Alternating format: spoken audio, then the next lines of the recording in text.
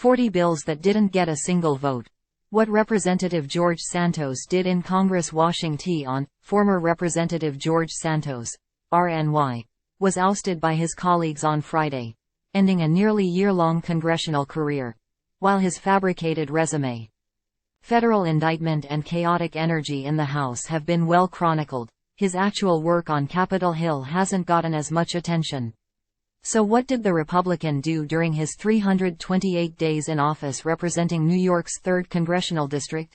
An NBC News analysis of Santos' legislative record shows that he introduced 40 bills or resolutions during his short career.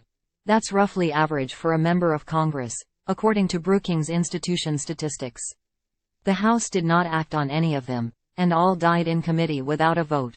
What's more unusual is that Santos convinced only one of his colleagues to sign on to any of his 40 bills, Representative Paul Gosar. R-Ariz, who backed Santos' Defund the CCP on Campus Act of 2023, referring to the Chinese Communist Party. Although he didn't earn the backing of his colleagues on the bulk of his legislation, most of it was aimed at prominent conservative issues like immigration and the border, stripping funding from the IRS, draining the swamp, and one bill apparently trolling President Joe Biden, the Executive Mental Competency Protection Act of 2023. China was by far the biggest focus for the freshman lawmaker. 12 of his bills explicitly targeted the country. He also introduced a constitutional amendment to limit pay for members of Congress and reduce the national debt, though that didn't get traction either. 2 of his bills were named for pop stars. The Securing Women's Independence for Today Act of 2023, named for Taylor Swift, and a measure targeting vaccine mandates named for Nicki Minaj.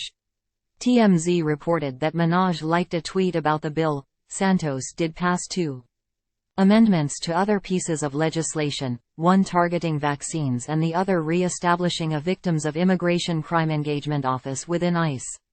But neither of the bills the amendments were attached to have become law. The New York Republican didn't serve on any committees.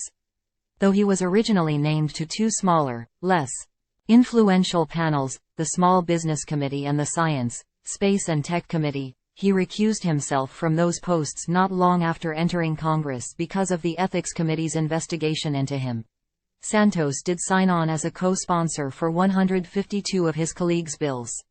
Only one of them became law, however, an act creating a commemorative coin to celebrate the 250th anniversary of the Marine Corps.